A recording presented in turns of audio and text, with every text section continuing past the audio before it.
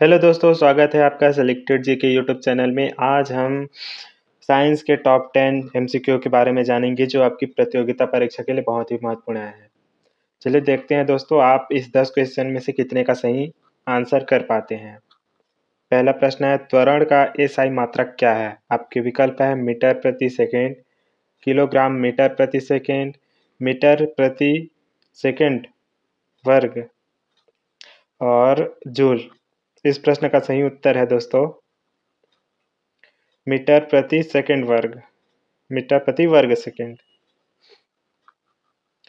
परिभाषा है दोस्तों, त्वरण को समय में संबंध में किसी वस्तु के वेग में परिवर्तन की दर को त्वरण कहते हैं। सिंपल सा परिभाषा है दोस्तों, वस्तु के वेग में परिवर्तन की दर को त्वरण कहते हैं। अगला प्रश्न, न्यूटन की गति का कौन सा नियम बल की गुणात्मक परिभाषा प्रदान करता है? आपके विकल्प है प्रथम नियम, द्वितीय नियम, तृतीय नियम या गुरुत्वाकर्षण का नियम। इस प्रश्न का सही उत्तर है दोस्तों प्रथम नियम, फर्स्ट लॉ। फर्स्ट लॉ क्या कहता है दोस्तों? फर्स्ट लॉ को हम जड़त्व का नियम भी कहते हैं। न्यूटन का प्रथम नियम यह बताता है कि कोई वस्तु अपनी स्थिति विरामा हो या फिर एक समान गति हो को तब तक बनाए रखता है जब तक कि उसके ऊपर कोई बाहरी असंतुलित बल कार्य न करे।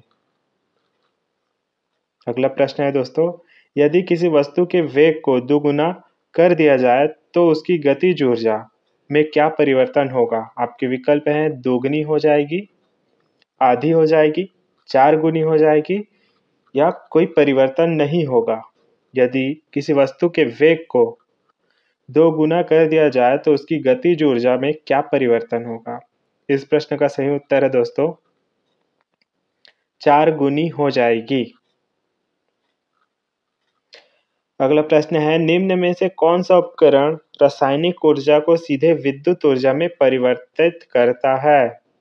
निम्न में से कौन सा उपकरण रासायनिक ऊर्जा को सीधे विद्युत ऊर्जा में परिवर्तित करता है? आपके विकल्प है माइक्रोफोन, सौर पैनल, विद्युत मोटर, बैटरी का डिस्चार्ज होना।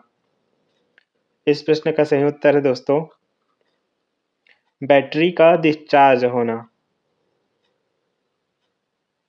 बैटरी एक रासायनिक सेल बैटरी होता है दोस्तों जो इलेक्ट्रोकेमिकल अभिक्रियाएं होती है।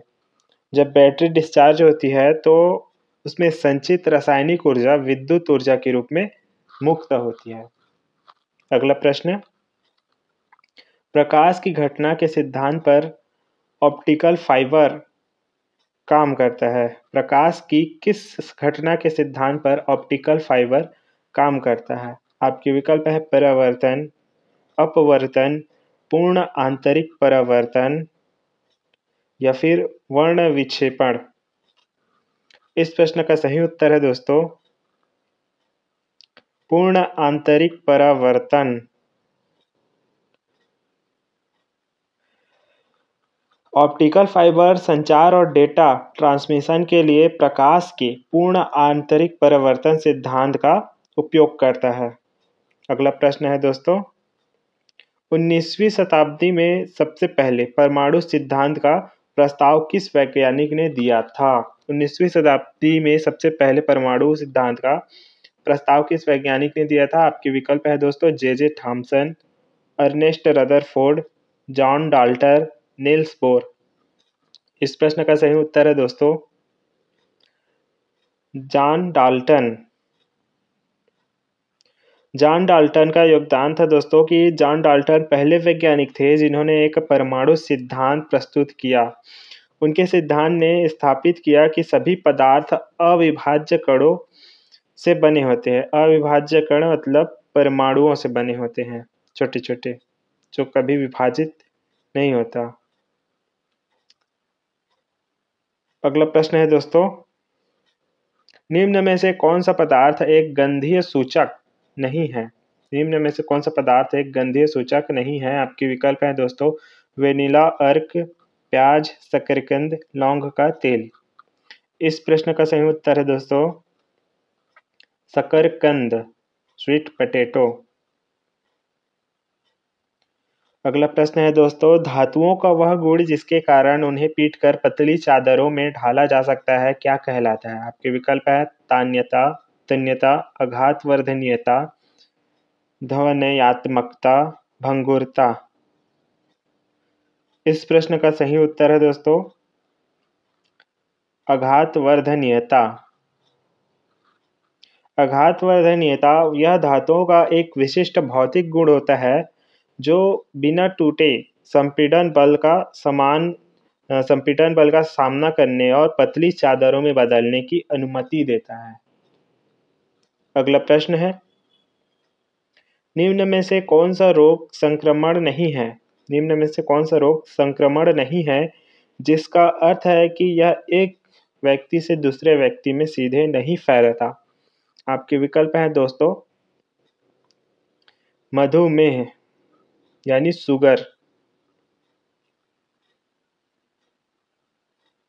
अनुवांशिकी का जनक किसे कहा जाता है? आपके विकल्प हैं दोस्तों Robert Brown, John Dalton, Gregor John Mendel, Antonie van ल्यूमेनहॉक।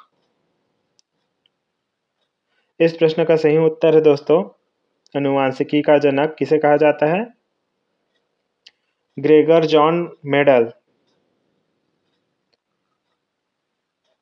Gregor John Mendel ने मटर के पौधे पर अपने प्रयोग के आधार पर वंशानुक्रम के मौलिक नियमों की खोज की थी, जिससे अनुवांशिकी विज्ञान की नींव पड़ी, इसलिए उन्हें अनुवांशिकी का जनक कहा जाता है। तो दोस्तों ये थे हमारे साइंस के टॉप 10 क्वेश्चन। उम्मीद है दोस्तों यह क्वेश्चन आपकी एग्जाम की दृष्टि से महत्वपूर्ण साबित हुए होंगे। कमेंट करके जरूर बताइएगा कि आपने इस 10 प्रश्न में से कितने प्रश्नों का सही जवाब दिया। मिलते हैं नेक्स्ट वीडियो में।